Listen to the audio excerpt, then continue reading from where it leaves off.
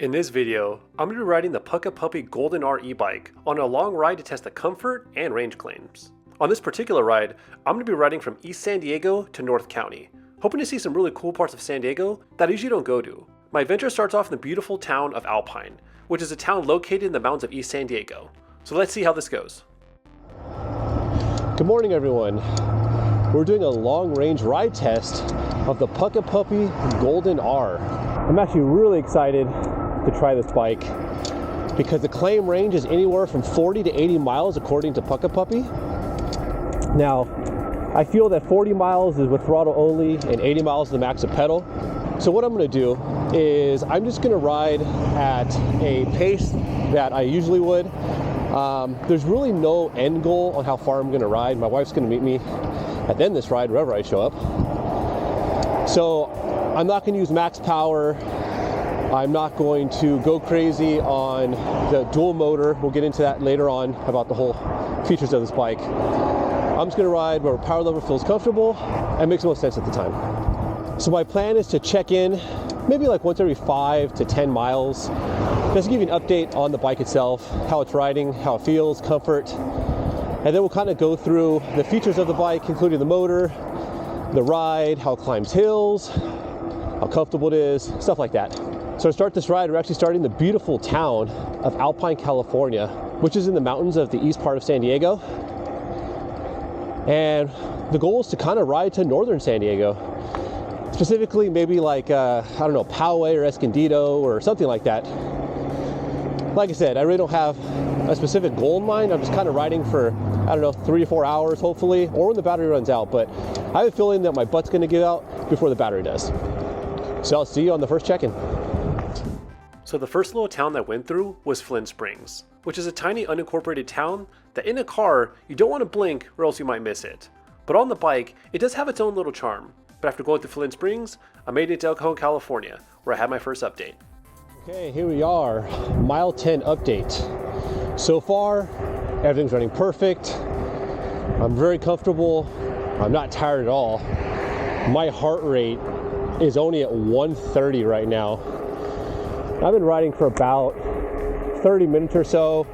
That also includes me stopping to change out my gloves because it's a lot colder up in Alpine.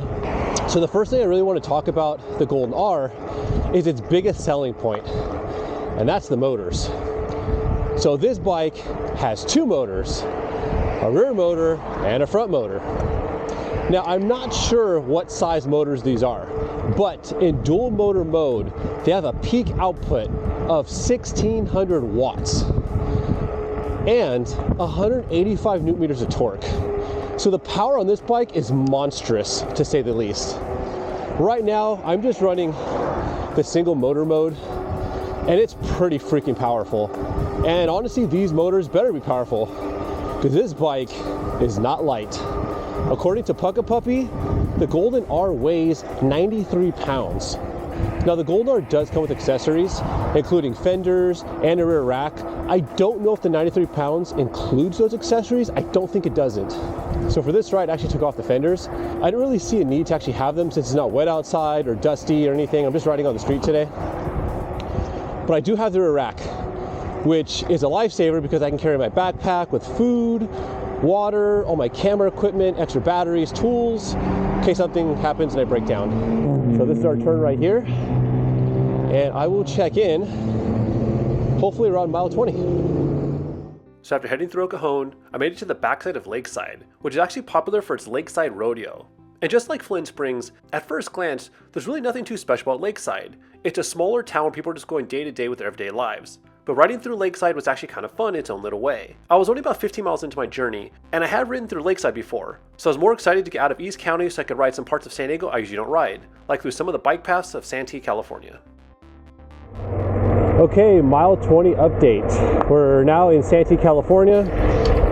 Been riding about an hour and 15 minutes or so, which is pretty good considering, like I said, I've had to stop a couple times, make some adjustments to the seat. So far I'm feeling pretty good. It's not too bad. It's a little on the windy side. Hopefully you guys can hear me. So next thing I really want to talk about this bike are 2 things. The first is the battery, which on this bike is monstrous. It's a 48 volt, 20 amp hour lithium ion battery that's UL certified. It is massive, which it needs to be, because if you want to get any range on this bike with these dual motors, you got to have a big battery. So there's actually 6 bars on the battery indicator. Right now I'm at bar number 5. So far it's getting really good range. What I'm curious about though is that a lot of bikes that I've tested, the first half of the battery lasts a really long time and the last half just goes out super quick.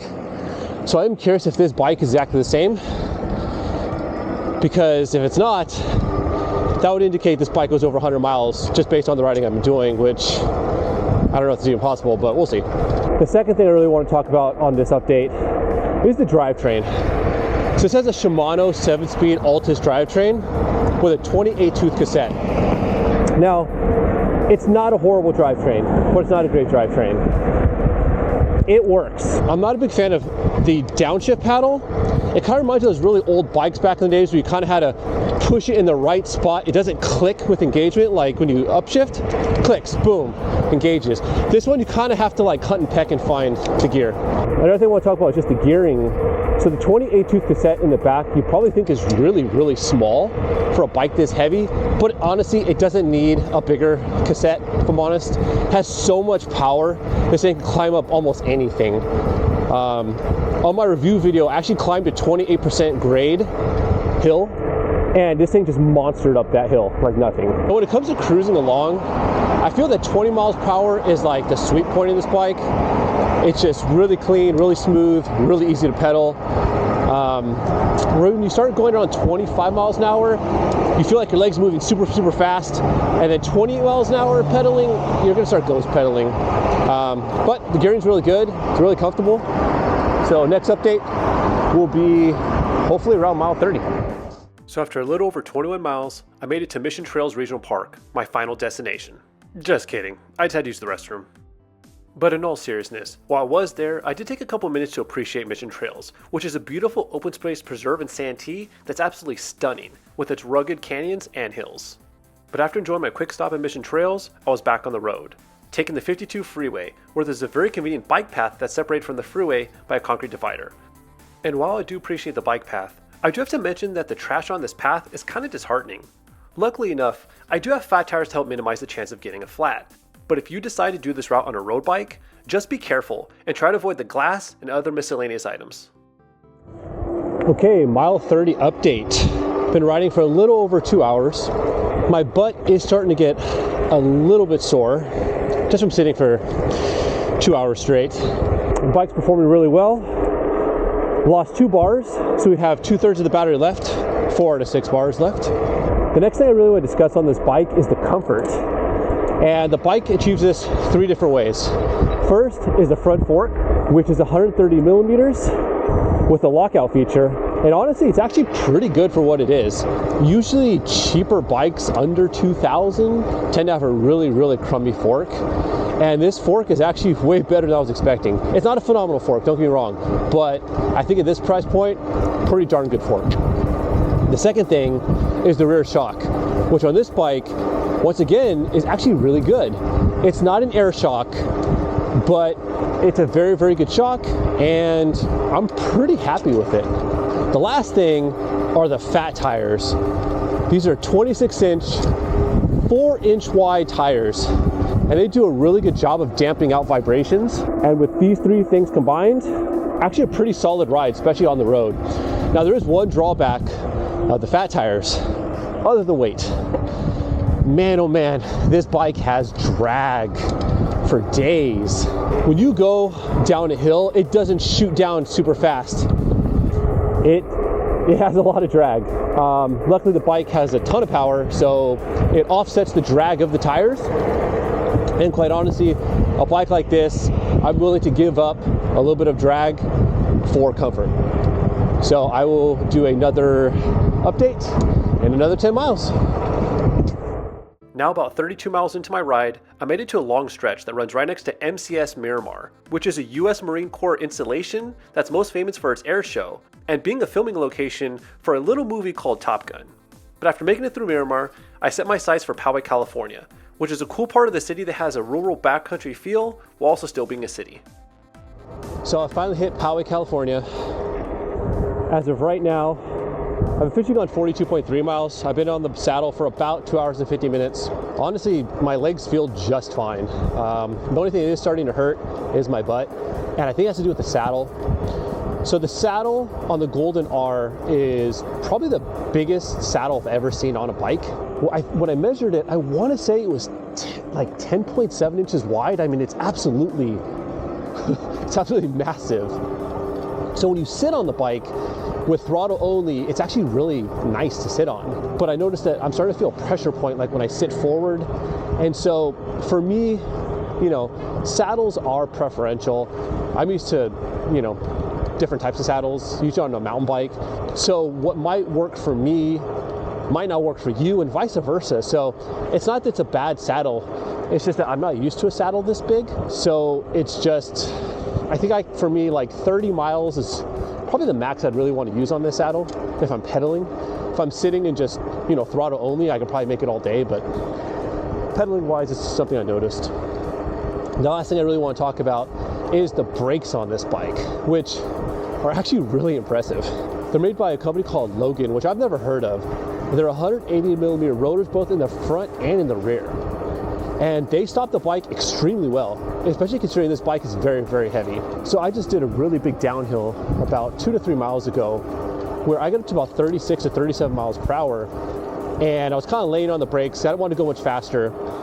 And I gotta say, there was zero fade on the brakes. Not that that's a good indication doing 3 minutes of downhill, but you know, I think it's pretty respectable considering how heavy this bike actually is. I would have thought a bike this big would at least had 203 millimeter rotors. So the 180 kind of surprised me, but honestly, I think they work really well for what this bike was designed for. So I don't know how much more I have left inside of me. It would be nice to get to 50 miles, but if I don't, I'm not gonna stress out about it. So I will see you on the next check-in. With 40 miles down, I was starting to get pretty tired. I just wanted to see if I can get to the 50 mile mark, so I put my head down and pushed into the final stretch. So after about 50 miles and over 3 hours in the saddle, I made it to my final destination, and man was it worth it. Here I was in Lake Hodges, which is a lake and reservoir right outside Escondido.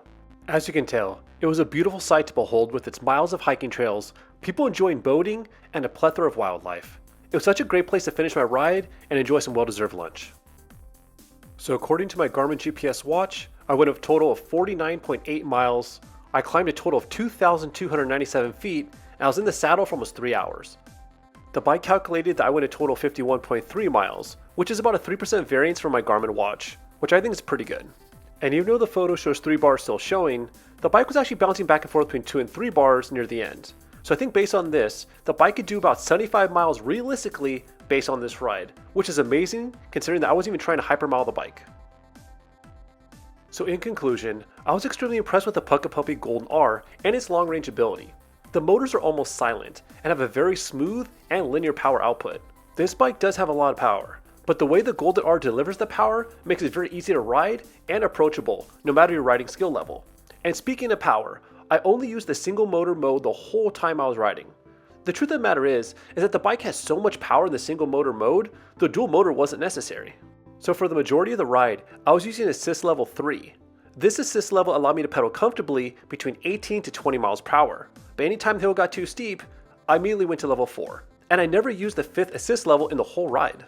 And as a whole, the bike was also really comfortable. The suspension works really good, and the fat tires did a wonderful job of smoothing out the ride, but it does come with the drawback of a lot of rolling resistance. I did find the seat comfortable for about 2.5 hours, but after that, my butt was starting to get uncomfortable. I've never in a seat this wide before, so my experience could be different than yours. And I feel if I swapped out the seat for something I'm used to riding, then I could ride the bike a whole lot longer without the discomfort I felt. And I'm secretly hoping that it snows in the mountains of San Diego soon, because I would absolutely love to test this bike in the snow, especially since it says 2-wheel drive. But it has been a really dry winter so far, so fingers crossed. But as a whole, I'm extremely impressed with the long-range ability of the GoldenR, and recommend it if you need a bike that can eat miles for days, while still providing a great ride with good comfort and a ton of power. But if you have any questions, or own a Puckipuppy yourself and want to share your experience, please leave them in the comment section below. Thank you so much for watching, and have a great one.